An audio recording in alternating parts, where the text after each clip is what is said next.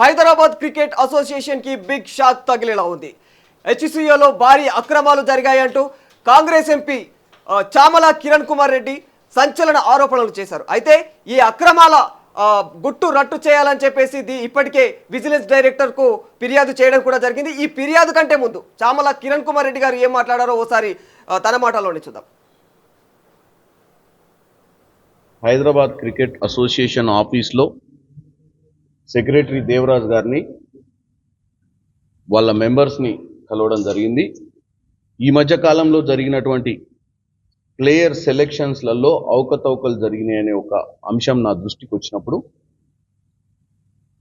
ఏ ప్రాతినిధికంగా వాళ్ళు ప్లేయర్స్ని సెలెక్ట్ చేస్తున్నారు, ఆ సెలెక్ట్ చేసినటువంటి ప్లేయర్స్ల లిస్టు, వాళ్ళ పర్ఫార్మెన్స్ అంటే లాస్ట్ 2023-24, 24-25కి సంబంధించినటువంటి పర్ఫార్మెన్సెస్ అంటే వాళ్ళు ఆడిన లీగ్స్, ఆ పర్ఫార్మెన్స్లలో వాళ్ళు కొట్టిన స్కోర్స్ కానీ, వికెట్స్ కానీ, ఆల్రౌండర్స్ గురించి కానీ తీసుకొని దీంట్లో కరెక్ట్గా ఆడే ప్లేయర్కి అవకాశం ఇస్తుర్రా, లేకపోతే ఎవరైనా ఇన్ఫ్లుయెన్స్ ఉండి బాధ్యతారహితంగా వాళ్ళను కొంతమందిని ముందుకు తీసుకొస్తుర్రా అనే ఒక ఉద్దేశంతో ఈరోజు నేను ఇక్కడ కలిసి వాళ్ళతో డిస్కషన్ చేసినప్పుడు 2.5 గంటలు మేము అన్ని చర్చ చేసినాం, సెలెక్టర్లతో మాట్లాడడం జరిగింది. కాకపోతే ఇక్కడ ఒక మిస్కమ్యూనికేషన్ ఏంటంటే, జస్టిస్ కమిటీ నాగేశ్వరరావు గారు సుప్రీంకోర్టు నుంచి లాస్ట్ టైం అపాయింట్ కాబడి అప్పుడు వచ్చి సెలెక్టర్స్ని అపాయింట్ చేయడం జరిగింది. కానీ నేను ఇప్పుడు నాగేశ్వరరావు గారితో కూడా మాట్లాడిన ఫోన్లో. నాగేశ్వరరావు గారు ఒకటే చెప్పిండు, నేను యాక్చువల్గా సంవత్సరం క్రితమే హైదరాబాద్ క్రికెట్ అసోసియేషన్కి సంబంధించిన వ్యవహారాలను చూడట్లేదు, దాన్ని మొత్తం కూడా ఆ కమిటీ చేతిలో పెట్టి నేను ఇప్పుడు ఢిల్లీలో ఉన్నా, నాకు అటువంటి బాధ్యతలు ఏం లేవు, నన్ను కావాలని వాళ్ళు బ్లేమ్ చేసి అవకతవకలని చెప్పడం జరిగింది. నేను Hyderabad cricket association secretary Devaraj గారికి ఒకటే చెప్పిన, మీదే బాధ్యత అంటే ఆయన ఈ సంవత్సరం నుంచి ఇంకా కమిటీయే ఉంది, ఆ కమిటీయే చూసుకుంటుంది అన్న ఆలోచనలు ఉన్నారు. ఈరోజు నేను వచ్చి జస్టిస్ నాగేశ్వరరావు గారితో మాట్లాడినాను, ఆయన క్లారిటీ వచ్చింది ఏంటంటే జస్టిస్ అనే కమిటీ అప్పుడు టెంపరీగా అప్పుడున్న పరిస్థితులను బట్టి వేసినా కంటిన్యూ బాడీ కాదని. దీంట్లో కొంతమంది ప్లేయర్లు ఒక మేడం కూడా వచ్చింది, వాళ్ళ అబ్బాయి లాస్ట్ టైం IPL ఆడింది, లాస్ట్ ఇయర్ ఆ అబ్బాయిని ఎన్నో కారణాల వల్ల సెలెక్ట్ కాలేదని చెప్పి అట్లా.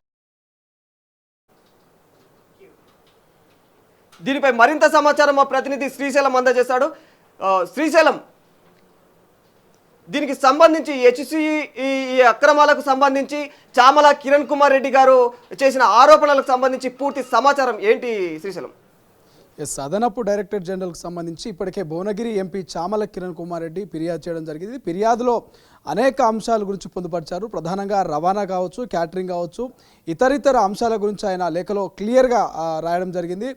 కొన్ని అవినీతి అక్రమాలకు పాల్పడడం జరిగింది. ఎవరైతే HCA హైదరాబాద్ క్రికెట్ అసోసియేషన్ చైర్మన్గా ఉన్నటువంటి జగన్మోహన్ రావుకు సంబంధించి కూడా కొన్ని ఆరోపణలు చేయడం జరిగింది. ప్రధానంగా రీసెంట్గానే ఎంపీ చామల కిరణ్ కుమార్ రెడ్డిని ఎవరైతే క్రికెట్ ప్లేయర్స్ సంబంధించినటువంటి తల్లిదండ్రులు ఉంటారో వీళ్ళందరూ కూడా మా పిల్లలకు అన్యాయం జరుగుతుంది, ప్లేయర్స్ ఎంపికలో విషయంలో కొంత అవకతవకలు జరిగినటువంటి రీతిలో ఇంకా ఎంపీ చామల కిరణ్ కుమార్ రెడ్డిని కలవడం జరిగింది.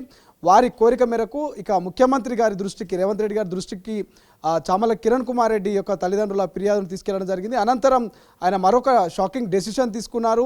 ఈ డెసిషన్ మేరకే ఇక HCAలో అనేక ఆరోపణలు వస్తూ ఉన్న HCA మీద అనేక అవినీతికి పాల్పడుతూ ఉన్నారు. అందులో మెయింటెనెన్స్ కావచ్చు, ఇతరితర మ్యాచ్కి సంబంధించినటువంటి ఆ ఎంట్రీ పాస్ల విషయంలో కావచ్చు, ఆన్లైన్లో ఉన్నటువంటి ఆ టికెట్ల బుకింగ్ ఇష్యూ కావచ్చు, అనేక ఇష్యూస్ని కూడా ఆయన లేవనెత్తుతూ ఏదైతే ADGకి విజిలెన్స్కి అయితే లేఖ రాయడం జరిగింది. సో ప్రధానంగా కొన్ని అంశాల గురించి మనం మాట్లాడుకుంటే అసలు ఆ లేఖలో ఏముంది, ఏం రాశారనేటువంటి ఆ విషయం కూడా మాట్లాడినట్టయితే ప్రధానంగా ఒక 5 పాయింట్స్ని ఆయన మెన్షన్ చేశారు. అధికారం మరియు పాలన యొక్క అసమతుల్యత, క్యాటరింగ్ మరియు రవాణా సేవల కోసం టెండర్ ప్రక్రియ వివాదము, ఇక CEO నుండి అప్డేట్లు లేకపోవడము, మినిట్స్ సర్కిట్ చేయడంలో వైఫల్యం లాంటి అంశం గురించి. అండ్ 5th పాయింట్ వచ్చేసి ఆర్థిక అక్రమాలు మరియు ఆడిట్ సిఫారసులు. ఇక 6th పాయింట్ వచ్చేసి AGM నిర్ణయాలు మరియు చట్టపరమైన విషయాలు. 7th ఇతర క్లిష్టమైనటువంటి సమస్యల గురించి ఆయన క్లియర్గా మెన్షన్ చేసినటువంటి పరిస్థితి. గతంలో కూడా దీని మీద కొన్ని ఆరోపణలు వచ్చినాయి, అందులో అవినీతి అక్రమాలకు పాల్పడుతూ ఉన్నారు, అక్కడటువంటి చైర్మన్ ఎవరి ఏం మాట్లాడినా కూడా వాళ్ళ యొక్క పూర్తి రెస్పాన్స్ ఇవ్వట్లేదు అన్నటువంటి అంశం గురించి చెప్పారు. అంటే దాని గురించి మొదటి పాయింట్లో ఆయన మెన్షన్ చేశాడు. అపెక్స్ కౌన్సిల్తో సరైన సంప్రదింపులు లేకుండా నిర్ణయ అధికారాలు కొంతమంది వ్యక్తుల చేతుల్లో, ప్రత్యేకించి ప్రెసిడెంట్ మరియు సెక్రటరీ చేతుల్లో కేంద్రీకరించబడము ఒక క్లిష్టమైన ఆందోళన. అపెక్స్ కౌన్సిల్ యొక్క అధికారాలు మరియు విధులు రూల్ 14 సబ్సెక్షన్ 1 ప్రకారము హెచ్సిఏ యొక్క పాలనను అపెక్స్ కౌన్సిల్ సమిష్టి నిర్ణయం తీసుకోవడం ద్వారా నిర్వహించాలని పేర్కొంది. అదనంగా నియమం 15 క్లాజ్ 1 4లో ఏ ఒక్క వ్యక్తి అపరిమిత నియంత్రణ కలిగి ఉండకపోవడం, ఇక దాన్ని నిరోధించడాన్ని అధికార పంపిణీ మరియు సమతుల్యత ఉండాలని స్పష్టంగా పేర్కొంది. 15/2/2024న జరగాల్సిన అపెక్స్ కౌన్సిల్ సమావేశానికి ముందు 12/2/2024న ఏజీఎం సర్క్యులర్ను జారీ చేయడం మరియు టెండర్ లేకుండా ఐపీఎల్ కాంట్రాక్టులు ఇవ్వడం వంటి ఇటీవల నిర్ణయాలు అపెక్స్ కౌన్సిల్ ఆమోదం లేకుండా అసోసియేషన్ యొక్క ఉపచట్టాలను ఉల్లంఘిస్తూ మరియు అధికారిక సమతుల్యాలు భంగం కలిగిస్తుంది. ఇక క్యాటరింగ్ మరియు రవాణా విషయాన్ని కూడా ఆయన మెన్షన్ చేశాడు. క్యాటరింగ్ మరియు రవాణా సేవల కోసం టెండర్ ప్రక్రియలో ఉన్న వ్యత్యాసాలను మీ దృష్టికి తీసుకురావాలని నేను ఒత్తిడి చేస్తున్నాను. హెచ్సిఏ మ్యాచ్లు మరియు ఈవెంట్లు సజావుగా నిర్వహించడానికి కీలకమైన ఈ సేవలను సరైన విధానాలకు కట్టుబడి ఉండాలంటూ ఆయన ఇక క్యాటరింగ్ సంబంధించి మాట్లాడాడు. ఇక సీఓ నుండి అప్డేట్ లేకపోవడం, నిర్వహణ పనితీరుపై అపెక్స్ కౌన్సిల్కు నివేదించడానికి సీఓని నిర్బంధించే రూల్ 24/21 మరియు రూల్ 24/27 ప్రకారం హెచ్సిఏ యొక్క రోజువారీ వ్యవహారాలపై రెగ్యులర్గా అప్డేట్ అందించడంలో సీఈఓ విఫలమయ్యారంటూ సీఈఓకి సంబంధించి ఇక మీటింగ్స్ మినిట్ సంబంధించి ఒక అంశము. మొదటి అపెక్స్ కౌన్సిల్ సమావేశం జరిగి 6 నెలలకు పైగా గడిచినప్పటికీ ఆమోదం లేదా సమీక్ష కోసం ఎటువంటి నిమిషాలను ప్రసారం చేయలేదు. రూల్ 7(3)A సెక్రటరీని అపెక్స్ కౌన్సిల్ సమావేశాలు మినిట్స్ను ఉంచాలని మరియు నిర్వహించాలని ఆదేశించారు. ఇక ఆర్థిక అక్రమాల మరియు ఆడిటర్ సిఫారసులు రూల్ 7(5) ఈ వార్షిక బ్యాలెన్స్ షీట్ను సమర్పించడానికి కోశాధికారి నిర్బంధిస్తుందంటూ ఆయన రాయడం జరిగింది. ఇక ఏజీఎం నిర్ణయాలు మరియు చట్టపరమైన విషయాల అమలు ఏజీఎం యొక్క మినిట్స్ అపెక్స్ కౌన్సిల్కి సర్క్యులేట్ చేయబడలేదు. అయినప్పటికీ అవి అపెక్స్ కౌన్సిల్ ఆమోదం లేకుండానే సుప్రీంకోర్టుకు సమర్పించబడ్డాయి. అపెక్స్ కౌన్సిల్ సమావేశంలో చర్చించిన చట్టపరమైన కేసులపై ఎటువంటి తదుపరి చర్యలు కూడా లేవు. ఈ కేసు స్థితి గురించి సభ్యులకు తెలియకుండా పోయింది. ఇక రూల్ 8(4) ప్రకారము ఏజీఎం యొక్క మినిట్స్కు 2 నెలల్లోగా సర్క్యులేట్ చేయాలంటూ ఆయన వ్యాఖ్యానించారు. మరొకటి చివరగా ఇతర క్లిష్టమైన సమస్యలు మహబూబ్ నగర్, నిజామాబాద్ జిల్లాలో టర్ఫ్ వికెట్ తయారీలో ముందస్తు చర్యలు జరిగినటువంటి జాప్యం జరుగుతోంది. మ్యాచ్ల సమయంలో రద్దీని పరిష్కరించడానికి మరియు భద్రతను మెరుగుపరచడానికి హెచ్సిఏ స్టేడియంలో బహుళస్థాయి పార్కింగ్ అత్యవసరంగా అవసరము. ఇక నిష్పక్షపాతంగా పాలన సాగుతుందన్న అంచనాలకు భిన్నంగా కొద్దిమంది సభ్యులకే మొగ్గు చూపడంతో సీఎం తటస్థత్వం ప్రశ్నార్థకమైంది.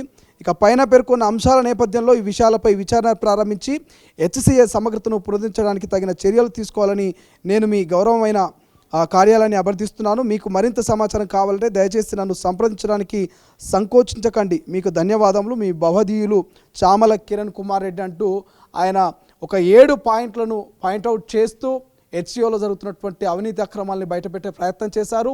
ఆ క్రికెట్ ప్లేయర్లకు సంబంధించినటువంటి తల్లిదండ్రుల ఫిర్యాదుల్ని ఆయన ప్రధానంగా చెప్పాడు. అక్కడ ఉన్నటువంటి ఇబ్బందుల గురించి, అక్కడ నడుస్తున్నటువంటి చర్చల గురించి ఆయన బహిర్గతం చేసే ప్రయత్నం చేశారు. ఇది ఓవరాల్గా ఏడీజీకి సంబంధించి ఏదైతే అదనపు డైరెక్టర్ జనరల్కి సంబంధించి నా ఫిర్యాదు చేయడం జరిగింది. దీని గురించి ప్రధానంగా చర్చ కూడా జరుగుతుంది. ఆర్కే అయితే మరి గత ప్రభుత్వ హయాంలోనే ప్రస్తుతం ఉన్న హెచ్సిఏ అధ్యక్షుడు జగన్మోహన్ రావుపై చాలా ఆరోపణలు వచ్చాయి కదా, మరి అప్పుడెందుకు చర్యలు తీసుకోలేకపోయారు?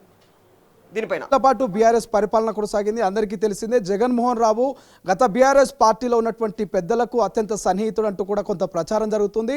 ఆయన కొన్ని ఆస్తులకు బినామీలు అనేటువంటి ఆరోపణలు కూడా కొంతమంది కాంగ్రెస్ నేతలు చేస్తున్నటువంటి పరిస్థితి. సో ఈ నేపథ్యంలో ఆయన మీద ఎటువంటి యాక్షన్ తీసుకోలేదు. ప్రభుత్వం మారింది, దాదాపు 11 నెలలు అవుతుంది కాంగ్రెస్ పార్టీ అధికారంలోకి వచ్చి. ఈ 11 నెలల తర్వాత మెల్లమెల్లగా ఎవరైతే బాధితులు ఉంటారో బాధిత కుటుంబ పెద్దలంతా కూడా తెర మీదకి వస్తూ ఉన్నారు. వాళ్ళు ప్రభుత్వ పెద్దల్ని కలుస్తూ ఉన్నారు. ఎంపీ చామల కిరణ్ కుమార్ రెడ్డిని కావచ్చు, ముఖ్యమంత్రిని కావచ్చు, అనేక మార్లు కలిసే ప్రయత్నం చేస్తూ ఉన్నారు. కాబట్టి ఈ నేపథ్యంలోనే జగన్మోహన్ రావుకు సంబంధించినటువంటి అంశాలు, గతంలో చేసిన అక్రమాల అవినీతులు కూడా ఒక్కొక్కటిగా బయటకు వచ్చే అవకాశం కనిపిస్తుంది. అందులో భాగంగానే ఈ అంశం తెర మీదకి వచ్చినట్టు తెలుస్తుంది. ఆర్కే అయితే మరి విజిలెన్స్ డైరెక్టర్ జనరల్కు చామల ఫిర్యాదు నేపథ్యంలో హైదరాబాద్ క్రికెట్ అసోసియేషన్ పాలక మండలి రద్దయ్యే అవకాశాలు ఏమైనా కనిపిస్తున్నాయా? ఎట్లా ఉంది సిచ్యువేషన్? మరి అట్లుగా ఇదే ఆలోచన కూడా చేస్తున్నట్టు తెలుస్తోంది. ఇప్పటికే ఎంపీ చామల ఫిర్యాదుతో ఏదైతే ఏడీజీకి చామల ఫిర్యాదు చేయడంతో కొంత హెచ్సిఏలో ఉన్నటువంటి ఎవరైతే మెంబర్స్ ఉంటారో లేకపోతే జగన్మోహన్ రావు చైర్మన్ కావచ్చు వీళ్ళందరిలో కొంత భయాందోళనకు గురవుతున్నట్టు తెలుస్తుంది. మరి రద్దయ్యే అవకాశం ఉందా ఏంటి అనేది ఇంకా పూర్తి సమాచారం భవిష్యత్తులో తెలియాల్సింది. కానీ ఇప్పటి వరకు మాత్రము కొంత ఒక రకమైనటువంటి ఇంటర్నల్ డిస్కషన్స్ నడుస్తూ ఉన్నాయి, చర్చ నడుస్తూ ఉంది. గతంలో చేసిన అక్రమాలు ఏమైనా తెర మీదకి వస్తే ఏమైనా ఇబ్బంది అవుతుందా ఏంటి అన్నటువంటి అంశం గురించి లోపల కొంత మనోవేదనకు గురవుతున్నట్టుగా తెలుస్తుంది. RK right, thank you Srisailam. చలో అసలైన తొలి వెలుగు. ఫాలో వాట్సాప్ @తొలి వెలుగు అఫీషియల్.